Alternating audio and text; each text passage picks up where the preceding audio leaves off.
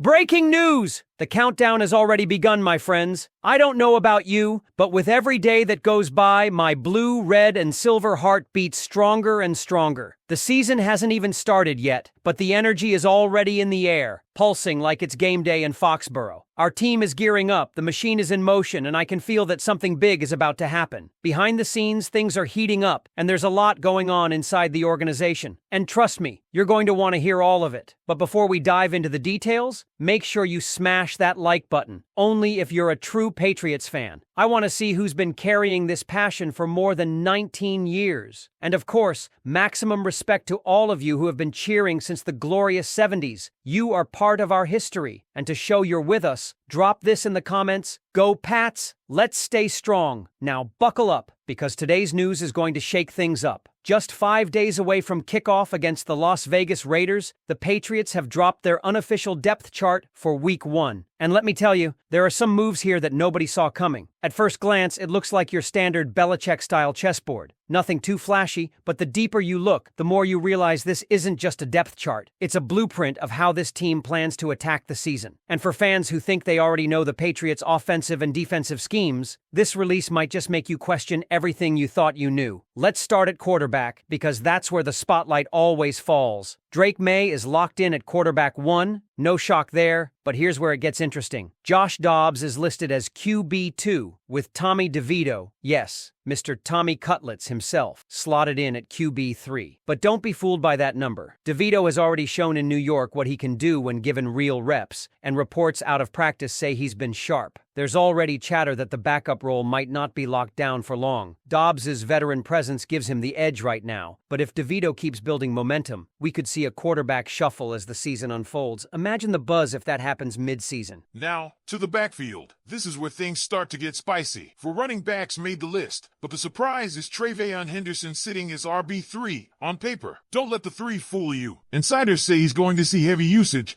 possibly 16 to 17 carries right out of the gate, plus work on third downs and passing plays. If that holds true, Henderson could leapfrog Antonio Gibson in real game impact sooner rather than later. That's the kind of underdog rise fans love to watch. Young talent climbing the ladder and demanding snaps with every play. And then, the curveball, Jack Westover, who came in as a third tight end, is now officially listed as the Patriots fullback. Not only that, he switched numbers from 87, yes, Gronk's number, to 37, the number he wore at Washington. This is more than cosmetic. It signals a clear shift in offensive philosophy. With Westover at fullback, brace yourself for heavy doses of I-formation football, echoing the old-school Patriots style, and perfectly aligning with Josh McDaniels' system in what is already shaping up as a revenge game. Remember, McDaniels was fired by the Raiders on Halloween a few years back. Add Brady now as owner of the Raiders into the mix, and you can feel the tension. At wide receiver, the Patriots are rolling with 6 after parting ways with Kendrick Bourne,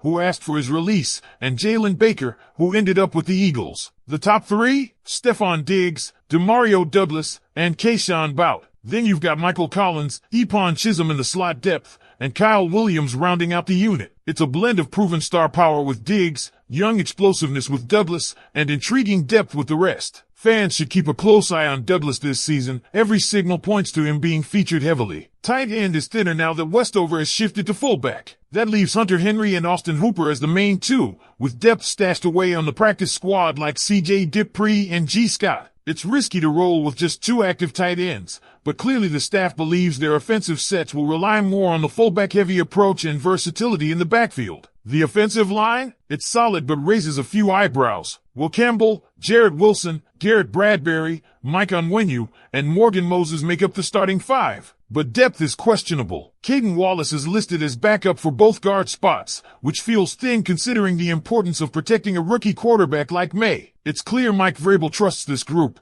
but if one injury happens, fans will quickly see whether that trust was earned or misplaced. On defense, there are just as many storylines. Milton Williams, Khyiris Tonga, and Christian Barmore anchor the interior, with Joshua Farmer and Jeremiah Farms providing depth. But here's the headline. Keon White has officially been shifted to the edge. That's been hinted at all offseason, but it's now in black and white. And who's stepped into the starting spot? Clavon Chaisson. He's been named a game captain for Week 1 against the Raiders, facing his former team, and he's already looking like a breakout candidate. White, meanwhile, slides into a backup role. It raises big questions about his long-term fit with the team. Could this be a make-or-break season for him in New England? Linebackers stay steady with Robert Spillane and Christian Ellis leading, backed by Marte Mapu and Jack Gibbons. But the cornerback situation might surprise some fans. Marcus Jones, previously pegged as the go-to nickel, is now listed as a backup behind Christian Gonzalez and Carlton Davis. That suggests the Patriots are leaning into a more traditional two-cornerback-based defense rather than keeping a designated nickel on the chart. Still, don't be shocked if Jones sees plenty of nickel snaps regardless. It may just be a depth chart technicality. The biggest bombshell, though, comes at safety. Jabril Peppers is gone. Released. No cap hit issue, no off-field drama, no scheme fit concerns according to Vrabel himself. Just gone. And it makes no sense. Peppers was one of the team's leaders, even a captain last year,